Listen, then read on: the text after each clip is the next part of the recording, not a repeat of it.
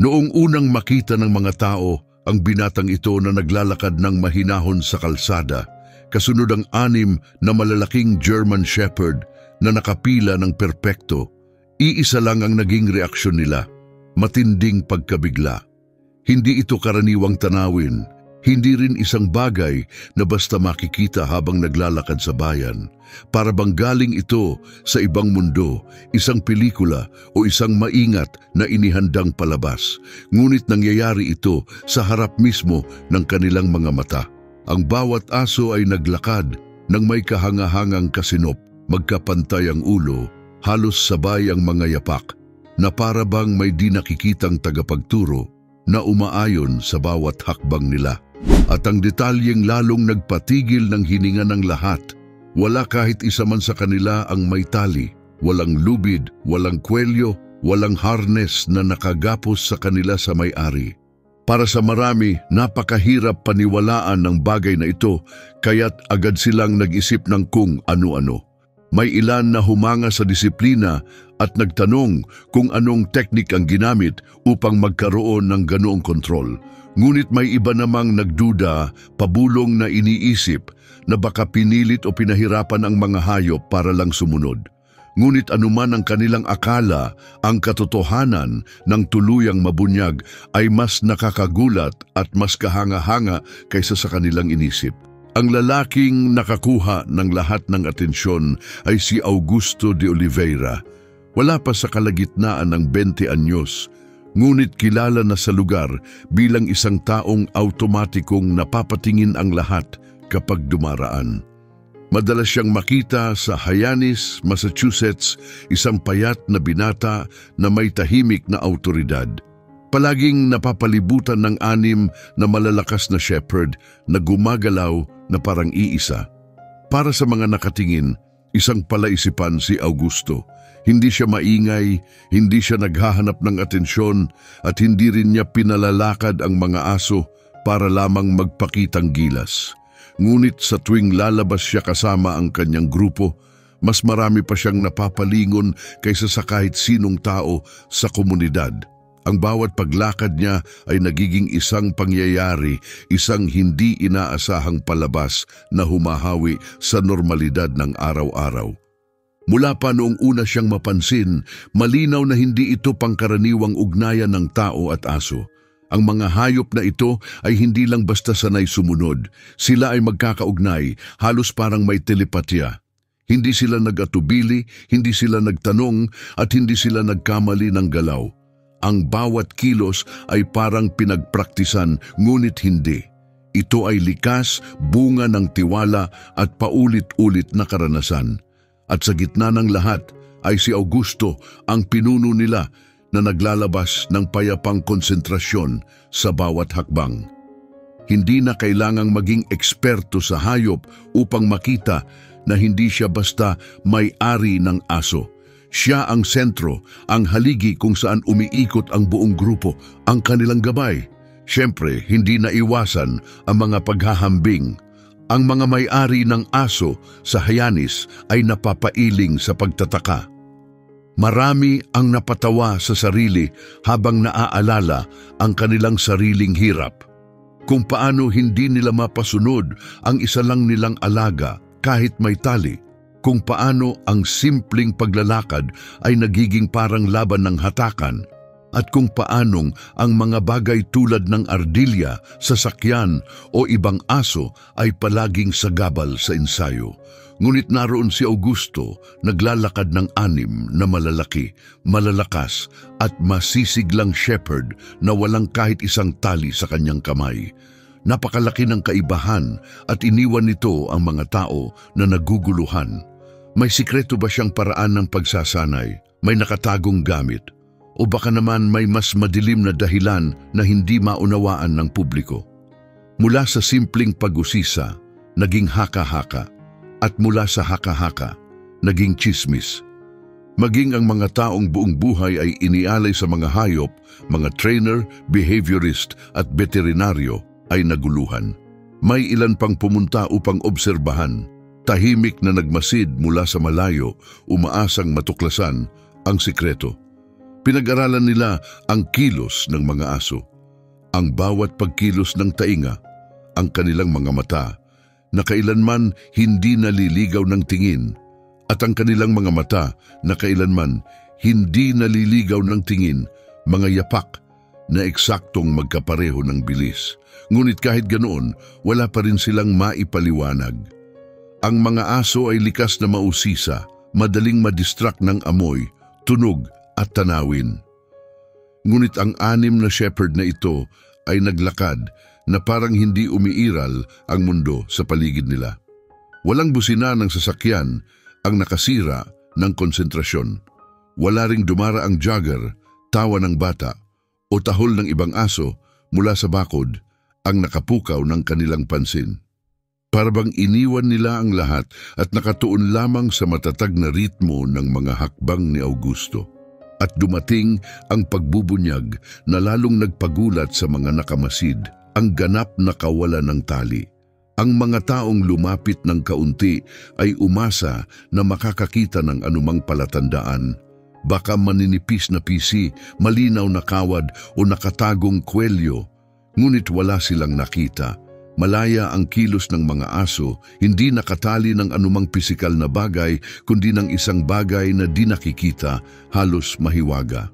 Para bang may mga di nakikitang lubid na nag-uugnay sa kanila, gumagabay sa bawat posisyon na parang isang grupo ng mga asong panghila ng sled. Ang bawat isa ay alam ang tamang pwesto. Kung ang isa ay dapat nasa kaliwa, nananatili ito roon at hindi umaalis. Kung ang isa naman ay nasa likuran ng kanang binti ni Augusto, iyon na ang permanenteng lugar niya. Sa isang utos lamang ng boses o minsan isang mahinang sipol, inaayos ni Augusto ang grupo at agad silang tumutugon, halos mechanical, ngunit puno pa rin ng sigla at enerhiya. Ang kanilang disiplina ay kahawig ng mga sundalong sinanay. Isa itong pagkakaisa na karaniwang makikita sa isang unit ng hukbo na ilang buwan nang nagsasanay, hindi sa mga alagang aso. Higit pa roon, wala silang ipinakitang karaniwang tensyon na lumilitaw sa mga grupo ng aso. Alam ng sinumang pamilyar sa ugali ng aso na madalas sinusubok ng mga malalakas na lahi tulad ng shepherd ang isa't isa. Nag-uunahan sila para sa dominasyon, nag-aalulong sa isa't isa o lumalabas sa hanay para umamoy, mag-usisa o ipakita ang autoridad. Ngunit sa grupo ni Augusto, wala ni isa sa mga yon, walang gulo, walang ungol, walang biglaang paglusob. Ang bawat aso ay tila payapa sa kanyang papel, kontento na sumunod kay Augusto at sa di nakikitang kaayusan ng kanilang grupo. Ang kanilang pagiging hiwalay sa mundo, sa paligid, ay kapansin-pansin din. Likas na sosyal ang mga aso. Karaniwan silang tumitingin sa ibang aso, tumutugon sa tahol o nagpapakita ng kuryosidad sa mga estranghero.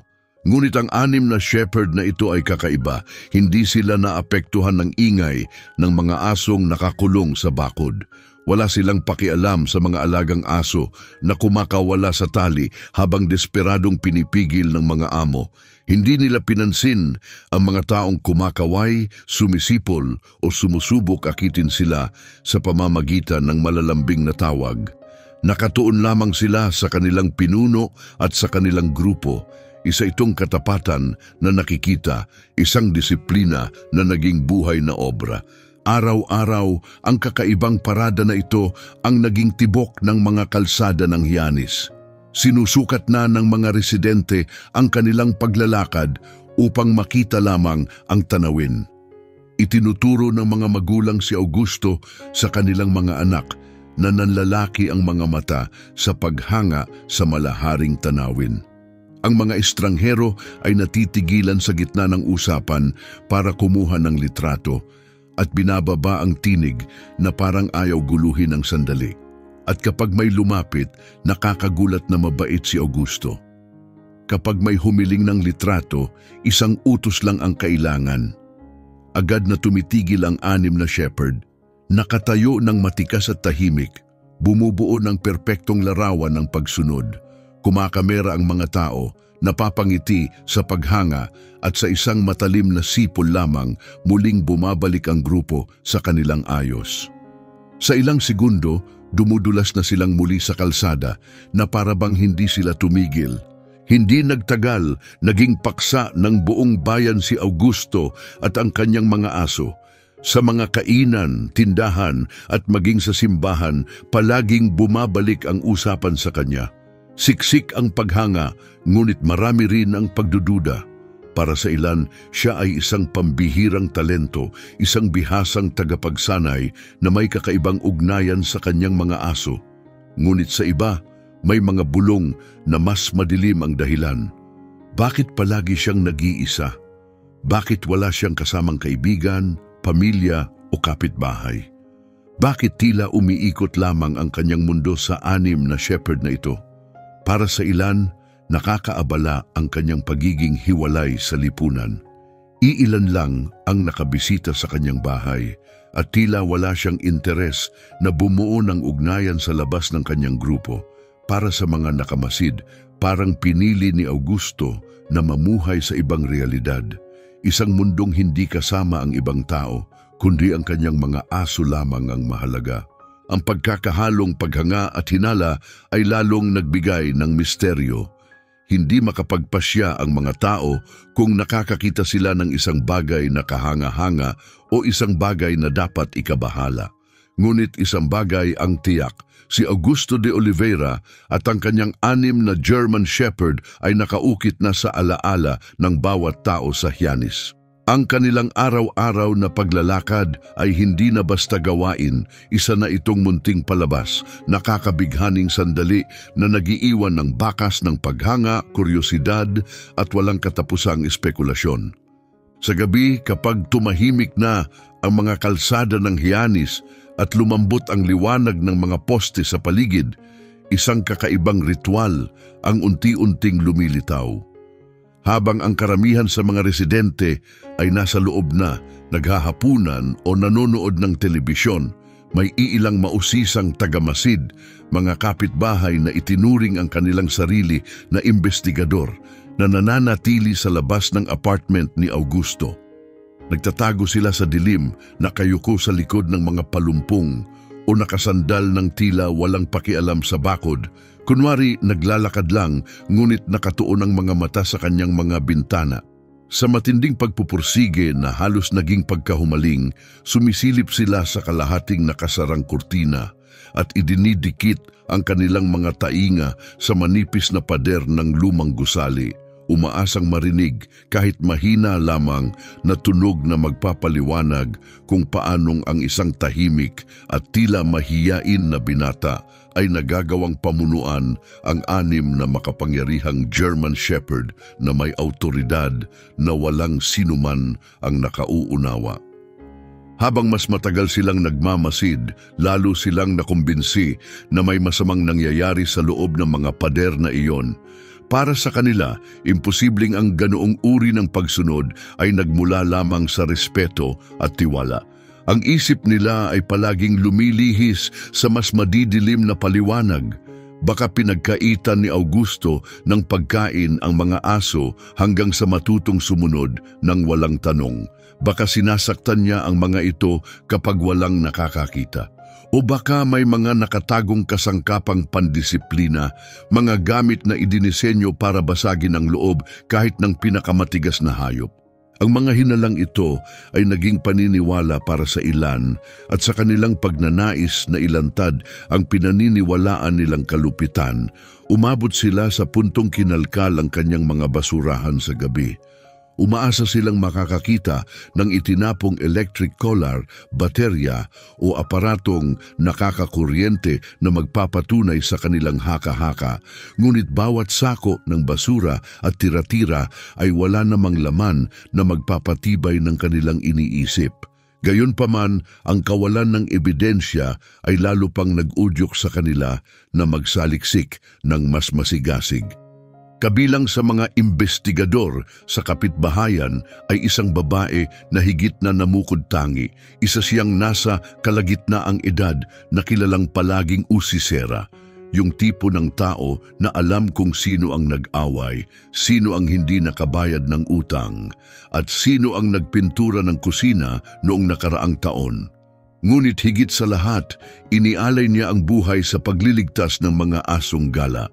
Para sa kanya, ang mga asong nakikita sa kalsada ay hindi peste, kundi mga nilalang na nangangailangan ng proteksyon.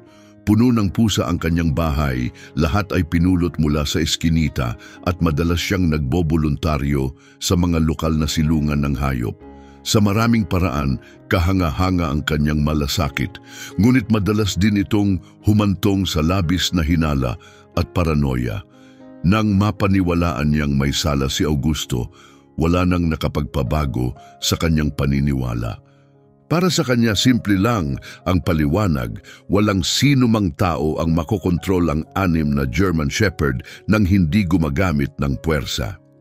Naging sigurado siya na gumagamit si Augusto ng mga electric shock collar, mga aparatong matagal na niyang kinamumuhian upang pilitin ang mga hayop na sumunod. Ipinapahayag niya sa kahit sinong makikinig na ang mga collar na iyon ay malupit na nagdudulot ng sakit sa ngalan ng disiplina at walang hayop ang nararapat mabuhay sa takot sa kanyang amo. Dahil sa paniniwalang ito, sinimulan niyang manghikayat sa buong kapitbahayan. Kumatok siya sa mga pintuan, nagbulong-bulong sa mga pasilyo ng tindahan at humaharang ng mga tao sa hintayan ng bus upang pirmahan ang kanyang petisyon.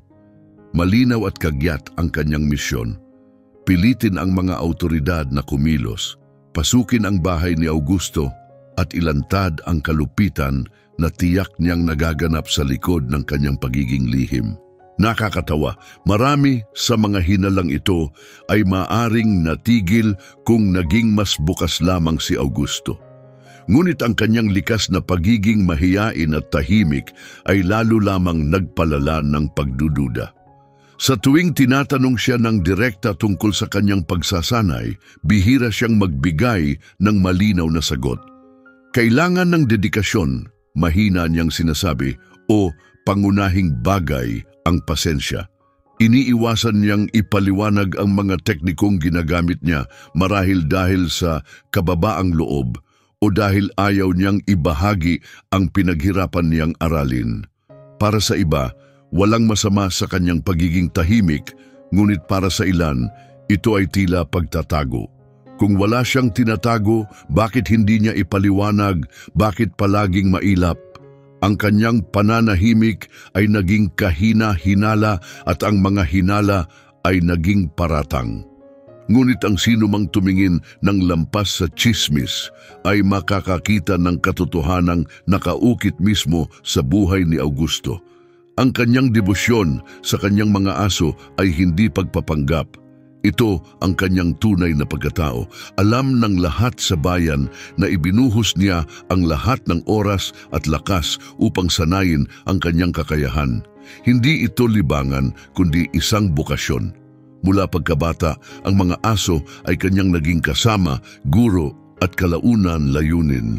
Lumaki si Augusto sa Brazil, napapalibutan ng mga German Shepherd sa isang maliit na bukirin.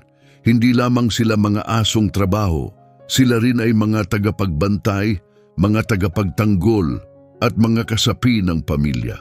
Tulad ng alam ng sinumang pamilyar sa lahi, kilala ang German Shepherd sa kanilang talino, tapang at tapat na katapatan.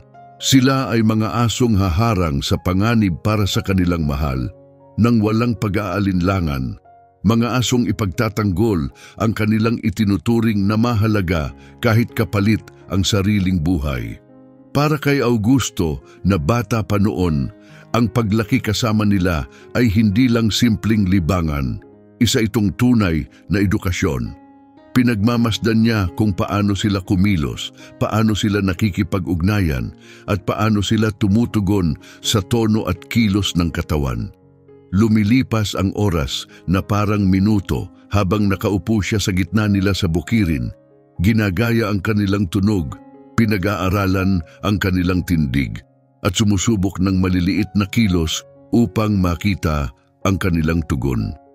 Doon niya, halos nang hindi inaasahan, natuklasan ang kanyang biyaya. Ang likas na kakayahang makipag-ugnayan, makaapekto at makipag-usap sa kabila ng hangganan sa pagitan ng tao at hayop. Ang likas na kaloob na ito na hinasa sa maraming taon ng pagmamasid at pagsasanay ang naging pundasyon ng kanyang buhay. Nang lumipat siya sa Massachusetts, dala niya hindi lamang ang pagmamahal sa mga aso, kundi pati ang kakaibang kakayahan na iilan lang ang nakauunawa. Hindi lamang siya nagsasanay ng mga hayop. Bumubuo siya ng relasyon na nakabatay sa tiwala at paggalang. Ngunit sa isang mundo kung saan ang mga pambihirang resulta ay madalas salubungin ng hinala, ang kanyang talento mismo ang naging ugat ng kanyang mga problema. Kalaunan, ang mga tinig ng pagdududa ay naging masyadong malakas para balewalain. Lumakas ang petisyon ng babae at ang mga lokal na awtoridad, dala ng lumalaking pangamba, ay nagpasya na hindi na nila maaaring isantabi ang mga reklamo bilang tsismis lamang. Isang araw, dumating ang mga pulis sa apartment ni Augusto handang ilantad ang mga kasangkapang gagamitin umano ng isang abusador. Inasahan nilang makakakita ng mga kulungan, kadena, aparatong nakakakuryente o ebidensya ng pagmamalupit, ngunit ang bumungad sa kanila ay hindi nila kailanman inasahan. Pagkapasok nila, agad na naging malinaw ang katotohanan. Wala ni isa mang palatandaan ng kalupitan o matinding kontrol sa apartment ni Augusto. Walang mga hawla sa sulok, walang kulungan na may dayami sa sahig, walang nakasabit na mga kwelyo na nakakatakot tingnan. Sa halip, natagpuan nila ang isang kapaligirang puno ng init at pagkakaibigan. Ang 6 na shepherd, sina Griffin, Harmony, Jenna, Priscilla, Hannah at Savannah, ay hindi nakakulong. Nakahiga sila ng komportable sa bawat bahagi ng silid. Ang ilan ay nakadapa sa sofa, ang iba ay nakahilata sa carpet, at ang ilan ay nakapulupot mismo sa higaan kung saan natutulog si Augusto. Walang pagitan sa tao at aso, walang kasangkapan na ipinagbabawal, walang lugar na hindi pwedeng galawin. Ang bawat sulok ng apartment ay kanila lahat.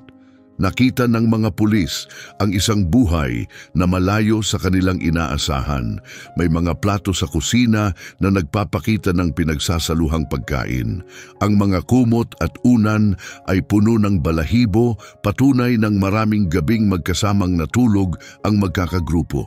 Ang bawat detalye ay nagpatunay na ang lalaking ito ay hindi lang basta nagmamay-ari ng mga aso. Namumuhay siya kasama nila bilang magkaibigan at magkakatuwang, malayo sa malamig at malupit na kapaligiran na kinatatakutan nila.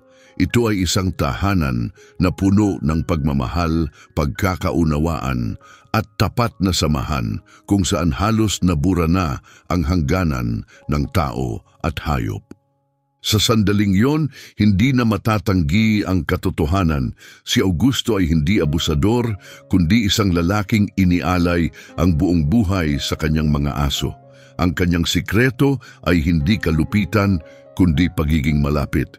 Ang kanyang talento ay hindi kontrol sa pamamagitan ng takot, kundi pamumuno sa pamamagitan ng pagmamahal. At habang pinintahan siya ng mga kapitbahay bilang kontrabida, ang katotohanan ay mas kahanga-hanga, isang buhay na itinayo sa tiwala, pagkakaibigan at ugnayang napakalalim na halos mistikal sa paningin ng iba. Nang una, nang wala silang makita na anumang palatandaan ng kalupitan, nagpasya ang mga pulis na gumamit ng ibang paraan. Dahil sinuri na nila ang apartment ni Augusto nang walang natagpo ang ebidensya, humingi sila ng tulong mula sa mga eksperto sa asal ng hayop at mga trainer upang obserbahan ang kanyang araw-araw na gawain. Sa loob ng ilang araw, lihim na nanatili ang mga espesyalista malapit sa kanyang bahay, pinagmamasdan ang bawat interaksyon niya sa 6 na German Shepherd. Inobserbahan nila ang tono ng kanyang boses, ang bawat kilos, kung paano niya kinokorek ang asal, at kung paano niya pinupuri at ginagantimpalaan ang mga aso. Sinuri ang bawat mangkok ng pagkain, bawat lugar na tulugan at bawat oras ng ehersisyo. Para bang inilagay ang buhay ni Augusto sa ilalim ng mikroskopyo at ang kanyang pribadong ugnayan sa mga aso ay binusisi sa lahat ng anggulo. Matapos ang ilang araw ng masusing pagmamasid, inihanda ng mga eksperto at pulis ang kanilang ulat. At ang resulta ay napakalinaw. Taliwas sa mga hinala at tsismis na kumalat ng maraming linggo, wala silang nakitang kahit anong palatandaan ng pagmamalupit. Walang ebidensya ng abuso, kapabayaan o kalupitan. Sa halip, kabaligtaran ang lumitaw. Namumuhay ang mga aso sa isang kalagayang pinapangarap ng karamihan sa mga alagang hayop. Hindi sila mga bilanggo, kundi mga kaibigang iniingatan, minamahal at binibigyan ng lahat ng ginhawa. Malusog sila, malalakas at puno ng sigla, kumikislap ang balahibo at kumikinang ang mga mata. Sa wakas, naging malinaw ang konklusyon. Inamin ng mga pulis at ng mga opisyal sa pangangalaga ng hayop na bagamat maganda ang layunin ng mga kapitbahay na nais lamang protektahan ang mga hayop, sa kasong ito ay ganap na walang batayan ang kanilang hinala. Ang pinaghinalaang kalupitan ay isa palang pambihirang pag-aaruga. Ang mga aso ni Augusto ay hindi lamang inaalagaan ng mabuti. Tinatrato silang parang mga hari. Ang kanilang pagkain ay mataas ang kalidad, sagana at maayos ang kanilang ehersisyo at natutugunan ang kanilang emosyonal na pangangailangan. Hindi labis na sabihing namumuhay sila sa isang paraisong para talaga sa mga aso. At kahit nakahinga na siya ng maluwag dahil napatunayan ang kanyang pagkakainosente, hindi maiwasan ni Augusto ang hapdi. Ang ideya na may mga taong naniwalang kaya niyang saktan ang mga nilalang na pinakamahalaga sa kanya ay labis na nakasakit. Para sa kanya, ang kanyang mga aso ay hindi lamang mga hayop. Sila ang kanyang pamilya, kanyang mga anak at kanyang pinakamalapit na kasama. Ang paratang na maaari niya silang saktan ay salungat sa lahat ng kanyang pinaninindigan. Ngunit sa halip na lamunin ng pait, nakahanap si Augusto ng paraan upang gawing positibo ang karanasang ito. Naisip niyang ang kakaibang atensyon na natanggap niya ay maaaring isang nakatagong pagpapala, isang pagkakataon upang dalhin ang kanyang hilig sa mas mataas na antas. Hindi nagtagal matapos ang investigasyon, ginawang profesional ni Augusto ang dati personal na debosyon lamang. Sa determinasyon at malinaw na pananaw, itinatag niya ang Griffin Shepherd Kennels, isang institusyon na di naglaon ay kinilala hindi lang sa Hayanis kundi lampas pa rito. Naging kanyang pagawaan, silid-aralan at negosyo ang kennel. Dito, ginugol niya ang hindi mabilang na oras sa pagsasanay ng iba't ibang lahi ng aso. Itinataguyod ang disiplina at pagkakaunawaan sa pagitan ng alaga at amo. Mabilis kumalat ang balita. Ang mga taong nahihirapan sa mga alagang makulit na tuta o balisang aso ay dinadala kay Augusto at makalipas lamang ang ilang linggo, umuuwi silang kalmado, masunurin at madaling alagaan kahit sa maliliit na apartment o magulong syudad. Bagamat nakatrabaho niya ang iba't ibang lahi, nanatiling espesyal sa kanya ang German Shepherd at sila rin ang kanyang pinakamahal na kasama. Sa kanila, ipinakita niya ang isang lalim ng pag-unawa at komunikasyon na ikinamangha maging ng mga veteranong tagapagsanay. Kahit hindi niya ibinunyag ang lahat ng detalye ng kanyang pamamaraan, maingat niyang binantayan ang kanyang mga teknik na parang sikreto ng isang salamangkero. Ibinahagi niya ang diwa ng kanyang pilosopiya. Nakikita siya ng kanyang mga aso hindi bilang isang among dapat katakutan, kundi bilang isang kasapi ng kanilang grupo, isang pinuno, isang pinagkakatiwalaang gabay. Ang ugnayang iyon ay hindi nabuo sa pamamagitan ng puwersa, kundi sa araw-araw na dedikasyon. Personal niyang pinapakain ang mga ito 2 beses sa isang araw. Pinapayagan silang matulog malapit sa kanya. Palagian niyang pinapagalaw at pinalalakas kasama nila at nakikipag-usap hindi lang sa salita kundi pati sa kilos ng katawan. Sa mundo ng aso, ang pamumuno ay hindi ipinipilit, ito ay kinikilala. Dahil sa matagal na pakikisama at paglusong mismo sa kanilang mundo, naitatag ni Augusto ang sarili bilang natural na alpha. Hindi sumunod ang mga aso dahil sa takot, kundi dahil kinilala nila ang kanyang autoridad sa parehong paraan, nakikilalanin nila ang pinuno ng isang ligaw na grupo. Ito ang dahilan kung bakit sila naglalakad ng perpektong magkakasabay. Bakit hindi sila nadidistract at bakit naglalabas sila ng pagkakaisa at disiplina na tila imposible para sa karaniwang nakamasid. Sa paglipas ng panahon, lalo pang lumawak ang kanyang reputasyon. Hindi na lamang siya limitado sa 6 na German Shepherd. Kahit ang kanyang mga kritiko ay namangha nang ipinakita niyang kaya niyang pangunahan ang hanggang 15 aso ng sabay-sabay, lahat walang tali at walang nangyaring aksidente. Sa mga kalsada ng Hyannis, napapasinghap ang mga tao sa kanilang nakikita, ngunit hindi doon natapos si Augusto. Dinala niya ang kanyang pamamaraan sa mas mahihirap na lugar, maging sa abalang mga lansangan ng Boston. Doon, sa gitna ng bumubusi ng mga sasakyan, siksikang bangketa at walang katapusang sagabal, nanatiling buo ang paglalakad ng kanyang mga aso.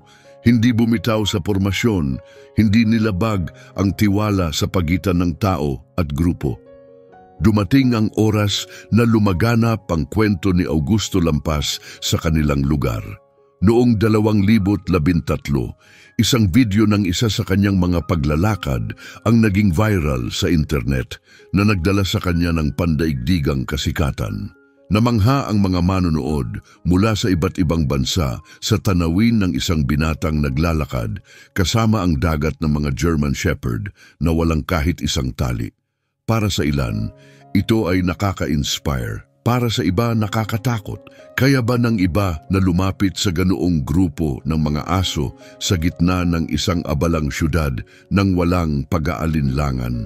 Mananatili ba silang kasing kalmado at masunurin sa isang estranghero gaya ng ginagawa nila kay Augusto? Ang mga tanong na ito ay lalo lamang nagdagdag sa hiwaga ng kanyang kakayahan. Ngunit walang makapagtatanggi na katuklas si Augusto ng isang bagay na pambihira. Ang kanyang mga pamamaraan, nakabatay sa pasensya, tiwala at ganap na pakikisama, ay lumikha ng ugnayang tila higit pa sa normal. Napatahimik niya ang mga paratang, nagbago ang hinala tungo sa paghanga at naitayo niya ang kanyang hilig bilang isang matagumpay na karera na nagbigay inspirasyon sa mga nagmamahal sa aso sa buong mundo. At kaya nagtatapos ang kwento sa isang paanyaya. Ikaw, na nanonood ngayon, may lakas ba ng loob na lapitan ang 6, 10 o kahit 15 German Shepherd na naglalakad ng walang tali sa tabi ng kanilang amo? Paano mo nakikita ang pamamaraan ni Augusto? Isang himala ba o simpleng bunga ng walang sawang dedikasyon? Ipaalam mo sa amin ang iyong iniisip sa mga komento sa ibaba. Maraming salamat sa panunood at hanggang sa muli, tandaan, ang ugnayan ng tao at hayop ay minsan nagbubunyag ng kapangyarihang hindi natin kailanman inakalang posible.